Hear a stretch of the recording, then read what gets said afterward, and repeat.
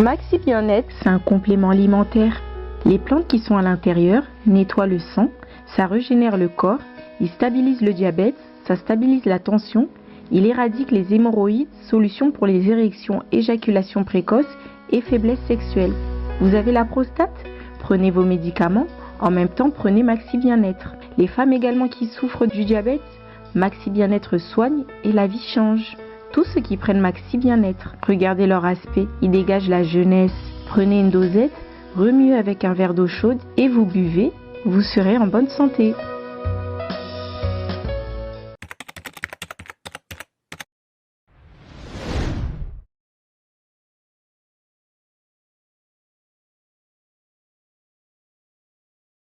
Mbote balanja tindika télévision plaisir ya trop ya kozala lisusu liboso ba télévision na bino na bi bolinganga mingi ceux qui bozomona ngati bo mituna ebele que Christina Radia boza wapi naza toujours na kati ya tindika toujours na souci ya ko informer bino komemela bino ba information topé ba news tozana président René Tosolana ye aza moko ba combattant moko ba résistant na éviter ce qui est mort au Baxani ni Tosoane mais avant la paix ses paroles na paix d'abord mbote na Malela de London les champions Malela de London les champions Lucas Ter Jésus mon Landra solo par le Mubenga de Whiteman Maria Mukamara Ali da Tango wana ba banga ba soutenaranga la paix bino mbote na bossa inte boss na rifin qui sont mepé papi keli na paix ça déjà directement mbote na invité na nga poto kotamba mon la profondeur à masolo. Bonjour président René.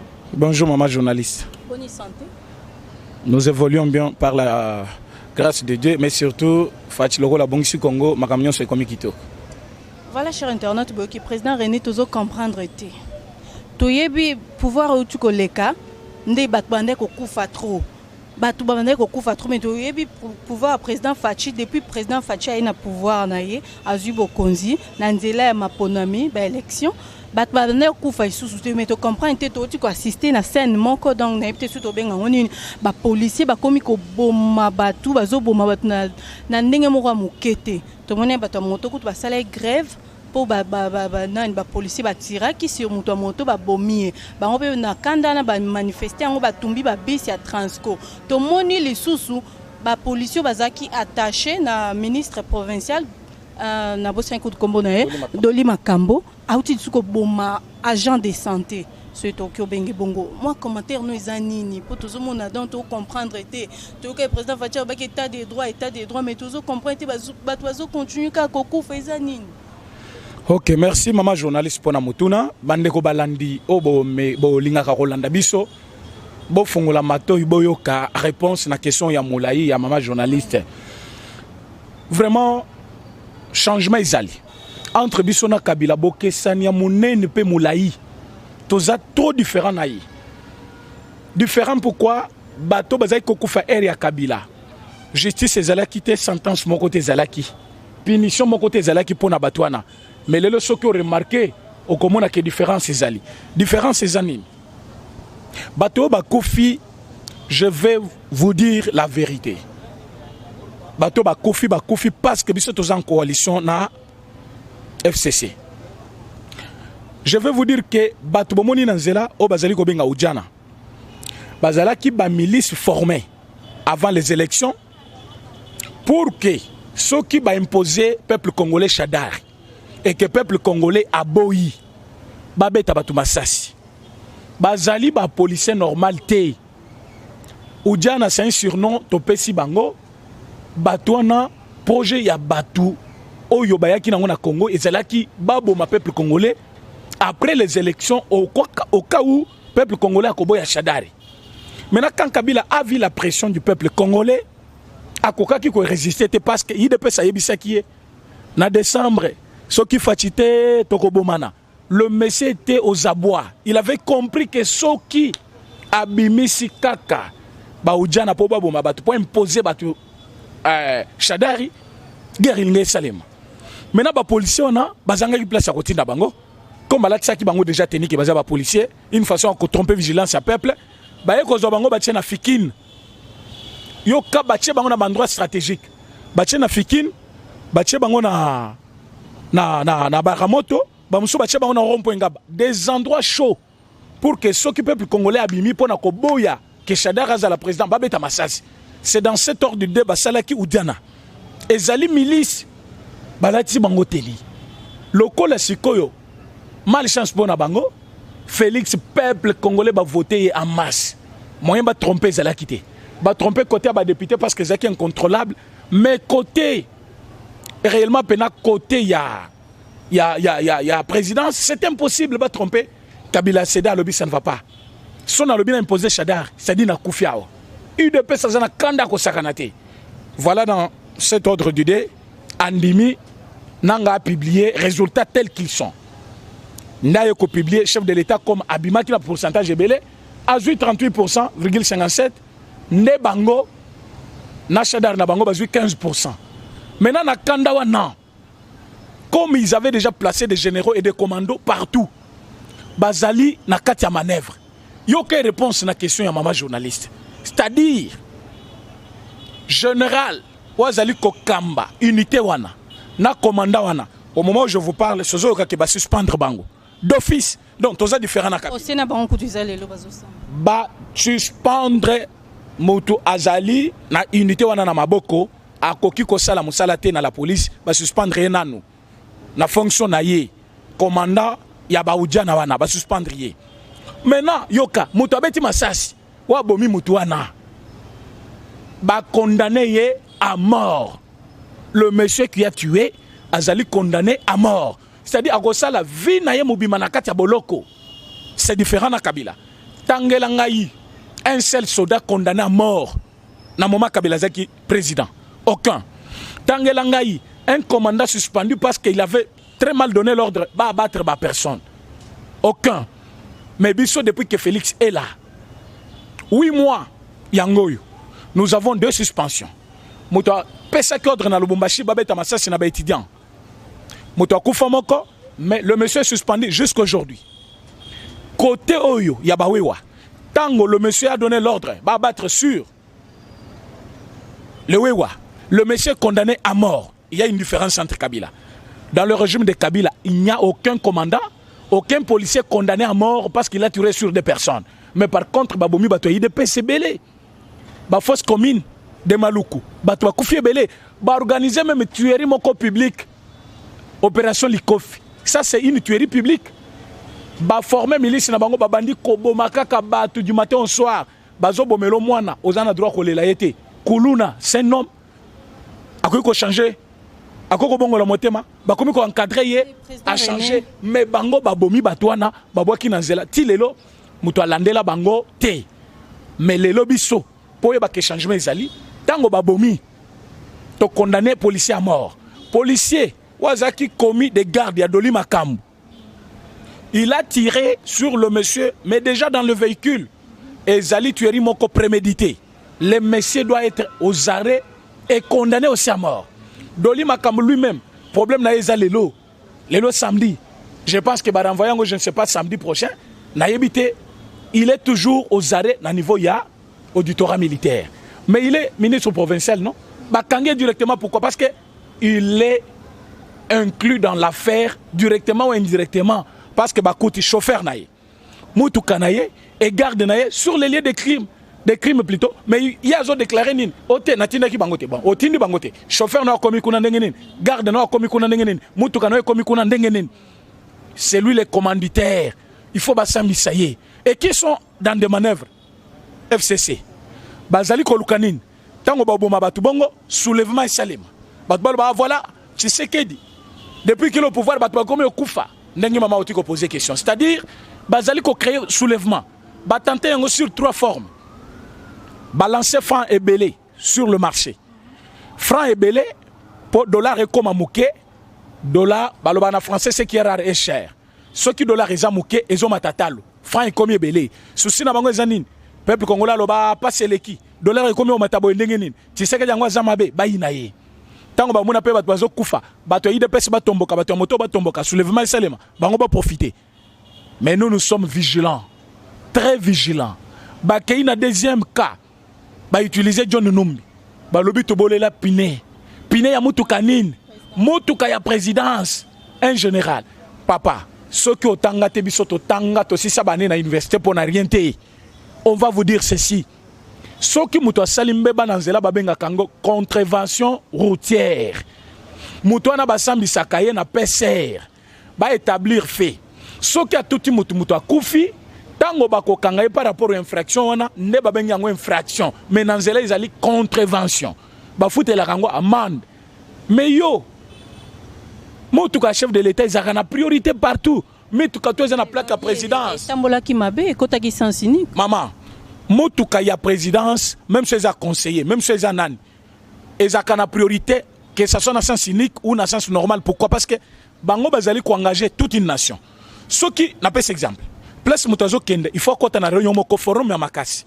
Bazo zela conseiller chef de l'État comment. Conseil wana soit commis wana te réunion ekoleka. Bato bako se patienter bako kende. Embouteillage des allées.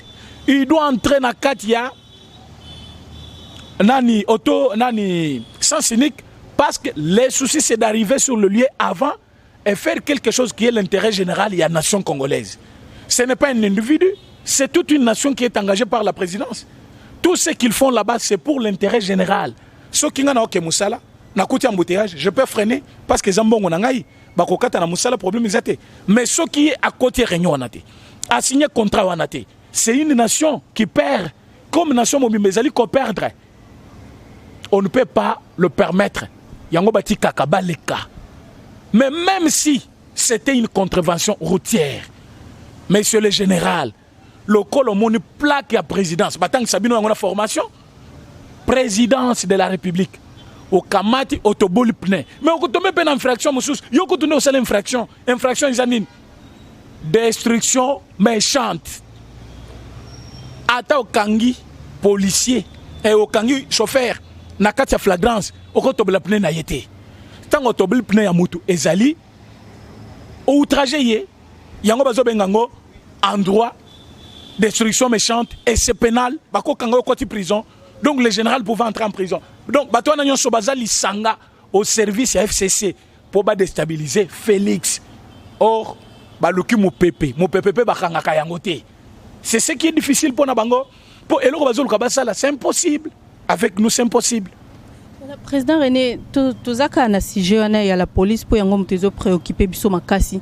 Tomona ki colonel Kasongo abengisa ki pasteur Walesa na parade pour assembler pour la police. Est-ce qu'il y a des solutions pour calmer ou soit aussi ça makambo ba police bazo sala ndenge bazo boma population? Congo est changé. Général Kasongo à comprendre que Moli Moumabe ya Kabila ya tuerie et ça na la police. A bengeli bango Walesa. Ya ko pambolela ngai bango. Esprit tout ya moyini, ya tuerie, ya buzoba ya incivisme et si là. Balande exemple ya Yemei. Oyebi mboka so ebongi lelo, c'est parce que Félix lui-même, il a dédié toute cette nation dans la même.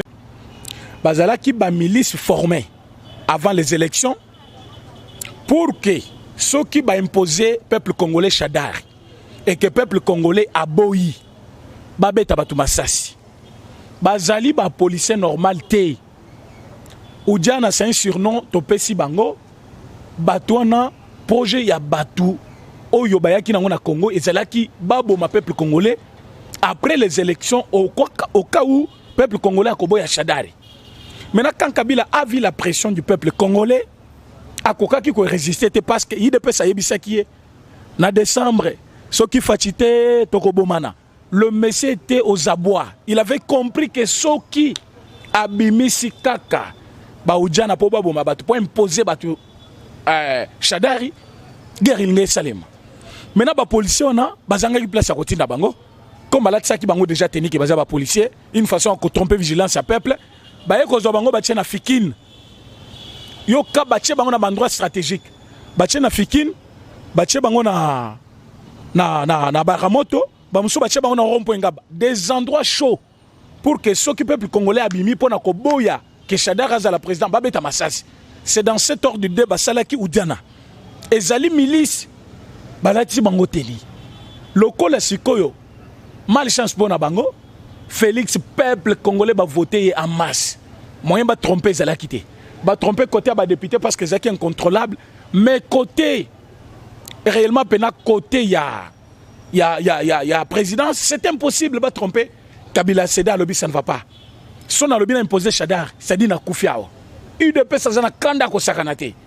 Voilà dans cet ordre d'idée andimi nanga publié résultats tels qu'ils sont. N'a pas publié chef de l'État comme Abima qui a pourcentage belé a 38,57%, ne bango na chadar na bango 15%. Maintenant na Kandawa non. Comme ils avaient déjà placé des généraux et des commandos partout. Bazali na katia manœuvre.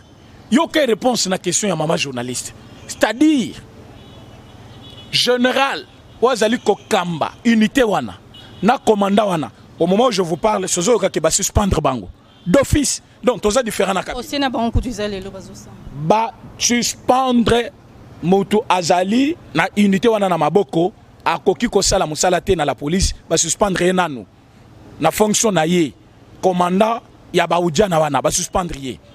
Maintenant, yoka, mutu abeti masasi, wa bomi mutu wana. Ba condamné à mort. Le monsieur qui a tué, Azali condamné à mort. C'est-à-dire, à la vie na ye mobima na kati ya boloko. C'est différent na Kabila.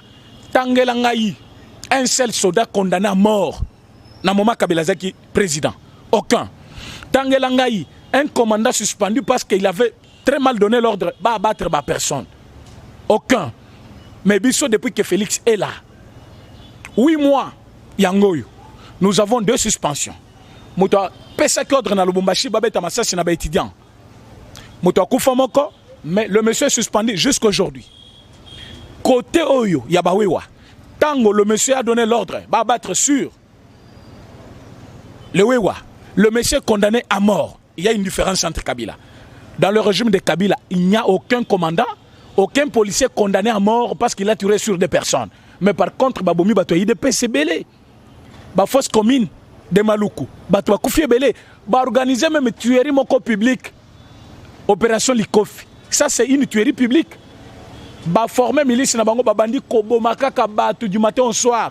Bazo bomelo mwana, ozana droit kolela yete. Kuluna, c'est un homme. Akoy ko changer. Akoko bongo la motema, bakomi ko encadrer ye, a changer, mais bango babomi batwana, babwaki na nzela. Ti lelo muto alandela bango te. Mais lelo biso pour yeba ke changement ezali, tango babomi to condamné policier à mort. Policier wazaki commis des gardes ya Doli Makambu. Il a tiré sur le monsieur, mais déjà dans le véhicule. Ezali tuerie moko prémédité. Le monsieur doit être aux arrêts et condamné aussi à mort. Doli Makambu lui-même, problème na eza lelo samedi. Je pense que Baranvoyango, je ne sais pas, samedi prochain, na yebité, il est toujours aux arrêts na niveau ya auditorat militaire. Mais il est ministre provincial, non? Bakangé directement, pourquoi? Parce que il est inclus dans l'affaire directement ou indirectement. Parce que Bakouti chauffeur naïe, Moutou Kanaye et garde naïe sur les lieux de crimes. Des crimes plutôt, mais il y a des déclaré nin. Ote natina ki bangote bon. Otindi bangote. Chauffeur na komi kuna ndengenin. Garde na komi kuna ndengenin. Mutu kana komi kuna ndengenin. C'est lui le commanditaire. Il faut basambi saye. Et qui sont dans des manœuvres FCC. Bazali kolukanin. Tango baboma batu bongo soulèvement et salima. Batu ba voilà, tu sais que dit. Depuis qu'il est au pouvoir batu ba komi okufa. Ndengi mama oti ko poser question. C'est-à-dire bazali ko créer soulèvement. Ba tenter sur 3 formes. Balancer franc et belé sur le marché. Franc et belé, pour dollar et comme à mouké, dollar, balobana français, c'est qui est rare et cher. Ce qui dollar est à mouké, ils ont matatalo. Franc et comme belé. Souci n'a pas zanine. Peuple congolais, loba passe l'équi. Dollar et comme au matabo ndengenin. Tu sais que yangwa zamabe, baïnaye. Tant que ba pe bato kufa, bato yi de pese ba tomboka, bato moto ba tomboka, soulèvement et salema, bango ba profiter. Mais nous sommes vigilants, très vigilants. Ba kei na deuxième cas. Ba utiliser John Numbi. Ba lobi to bolela Piné. Piné ya mutuka nini? Mutuka ya présidence.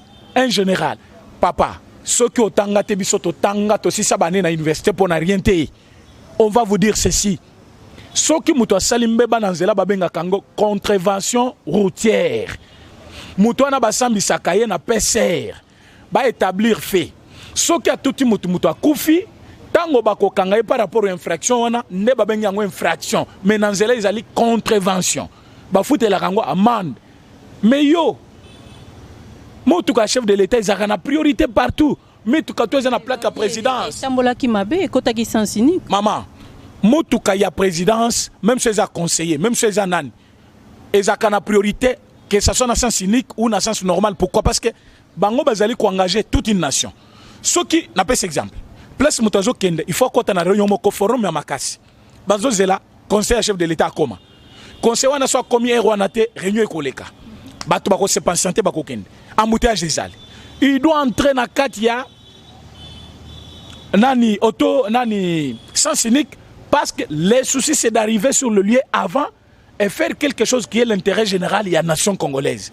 Ce n'est pas un individu, c'est toute une nation qui est engagée par la présidence. Tout ce qu'ils font là-bas, c'est pour l'intérêt général.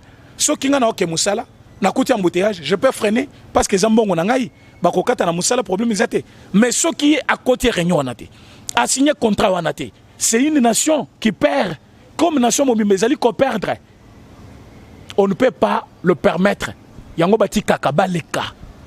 Mais même si c'était une contravention routière, monsieur le général, le colomoni plaque à présidence, tant que Sabino a une formation, présidence de la République, au Kamati, au Toboli Pne. Mais on tombe pas en infraction, monsieur, on continue au sein infraction. Infraction, ils ont destruction méchante.